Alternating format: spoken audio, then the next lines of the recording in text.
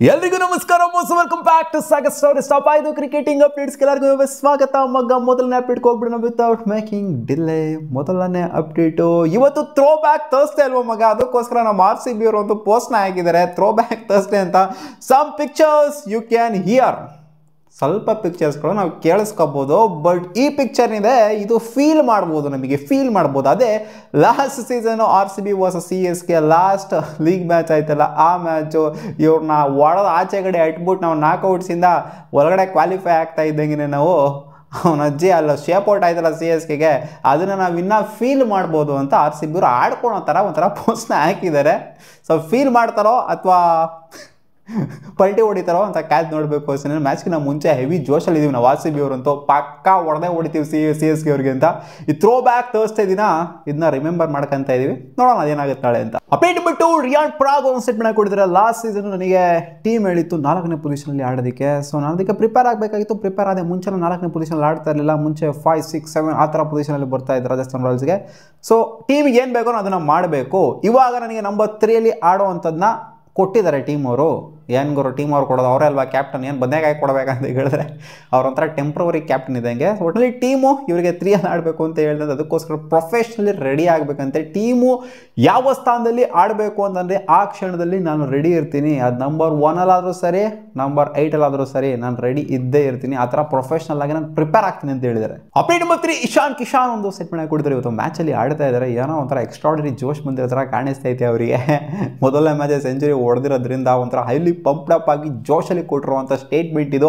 In case ಅವ್ರಿಗೆ ಏನಾದ್ರು scenario ಸಿಕ್ತು ಅಂತಾರೆ, ಕ್ವಶನೇ ಇನ್ಫ್ಯಾಕ್ಟ್ ಈ ಥರ ಇತ್ತು. ODIsಲಿ 200 ಹೊಡೆದಿದ್ರಲ್ಲ, IPL ಹೊಡಿತಾರೆ 200 ಅಂತ ಕೇಳಿದಾಗ ಸಿನಾರಿಯೋ ಸಿಕ್ತು ಅಂದರೆ ನಾನು ಖಂಡಿತ ಮಾಡ್ತೀನಿ ಅದನ್ನು ಅಂತ ಹೇಳಿದರೆ. ಸೊ ನನ್ನ ಪ್ರಕಾರ 200 ಹೊಡೆಯೋಕ್ಕಾಗದೇ ಇಲ್ಲ ಅಂತಲ್ಲ, ಬಟ್ ಇಶಾನ್ ಕಿಶನ್ ಹೊಡೆಯೋಕ್ಕಾಗಲ್ಲ ಅಂತ ಹೇಳ್ತಾ ಇದ್ದೀನಿ. ಹೊಡಿಬೋದು, ಸೆಂಚುರಿ ಹೊಡಿಬೋದು.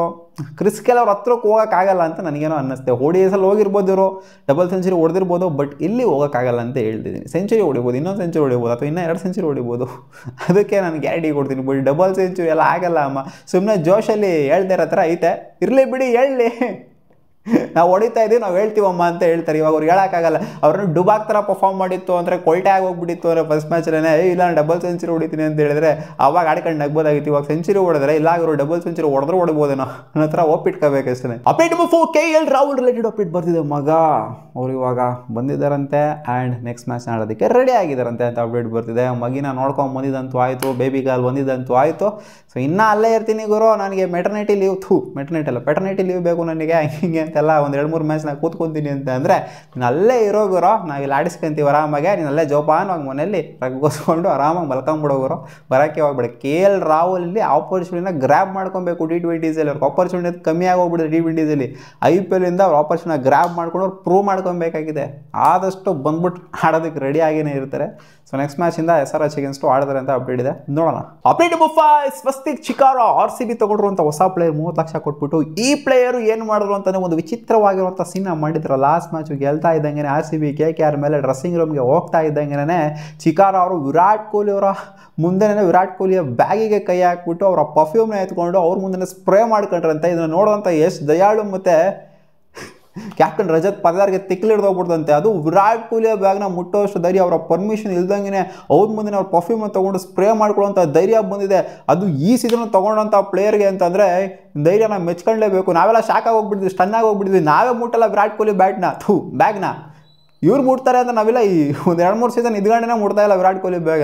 ಇವು ಬಂದು ಇನ್ನು ಫಸ್ಟ್ನೇ ಮ್ಯಾಚನೇ ಬ್ಯಾಗಿಗೆ ಕೈ ಹಾಕ್ಬಿಟ್ಟು ಅದು ಇದು ಎಲ್ಲ ಮಾಡ್ತಾರೆ ಅಂತಂದರೆ ಏನಿದು ಕತೆ ಅಂತ ನಮ್ಗೆ ಅನ್ನಿಸ್ತು. ಬಟ್ ಅವ್ರು ಹೇಳ್ತಾರೆ, ಸ್ವಸ್ತಿಕ್ ಚಿಕಾರ ಅವರು, ನಮ್ಮ ದೊಡ್ಡಣ್ಣ ಇವರು ವಿರಾಟ್ ಕೊಹ್ಲಿ, ನಮ್ಮ ದೊಡ್ಡಣ್ಣನ ಬ್ಯಾಗಿಗೆ ಕೈ ಹಾಕ್ಬೇಕಾದ್ರೆ ಪರ್ಮಿಷನ್ ತಗೋಬೇಕು ನಾನು ಅಂತ ಸ್ವಸ್ತಿಕ್ ಚಿಕಾರ ಅವ್ರು ಹೇಳ್ತಾರೆ. ವಿರಾಟ್ ಕೊಹ್ಲಿ ಏನೂ ಮಾಡೋಕ್ಕೆ ಹೋಗ್ಲಿಲ್ವಂತೆ, ನೋಡ್ಬಿಟ್ಟು ಸುಮ್ಮನೆ ಆದ್ರಂತೆ. ಚೆನ್ನಾಗಿದೆಯಪ್ಪ ಸ್ಪ್ರೇ, ಸ್ಮೆಲ್ ಚೆನ್ನಾಗಿದೆಯಾ ಅಂತ ಕೇಳಿದ್ರಂತೆ. ಮೂಗುರು ಚೆನ್ನಾಗಿದೆ ಅಂತ. ಇನ್ನೂ ಒಂದೇನು ಹೇಳಿದ್ರು ಕಾಮಿಡಿ, ನಮ್ಮ ಅಣ್ಣ ಯಾವ ಥರ ಸ್ಪ್ರೇನ ಹಾಕಂತಾನೆ ಅಂತ ನೋಡೋದಕ್ಕೆ ಹೋಗಿದೆ. ಕ್ವಾಲಿಟಿ ಚೆನ್ನಾಗಿದೆ ಚೆನ್ನಾಗಿಲ್ವಾ, ಟೇಸ್ಟ್ ಹೆಂಗಿದೆ ನಮ್ಮ ಅಣ್ಣ ಅಂತ ನೋಡೋಕೆ ಹೋಗಿದೆ ಅಂತ ಹೇಳಿದ್ದಾರೆ. ಒಟ್ಟಲ್ಲಿ ಧೈರ್ಯನಂತೂ ಎಕ್ಸ್ಟ್ರಾರ್ಡರಿಯಾಗಿ ಮೆಚ್ಕೊಳ್ಳೇಬೇಕು ಮಗ ಸ್ವಸ್ತಿಕ್ ಚಿಕಾರದು. ಇದಿಷ್ಟು ಆಗಿತ್ತು ಮಗ ಡೌಟ್ ಕ್ರಿಕೆಟಿಂಗ್ ಅಪ್ಡೇಟ್ಸು. ನಿಮ್ಗೆ ವಿಡಿಯೋ ಇಷ್ಟ ಆಗಿತ್ತು ನೀವು ಲೈಕ್ ಮಾಡಿ, ಯೂಟ್ಯೂಬ್ ಚಾನಲ್ ಸಬ್ಸ್ಕ್ರೈಬ್ ಆಗಿಲ್ಲ ಸಬ್ಸ್ಕ್ರೈಬ್ ಹಾಕೋಬೋದು ಗಾಯ್ಸ್.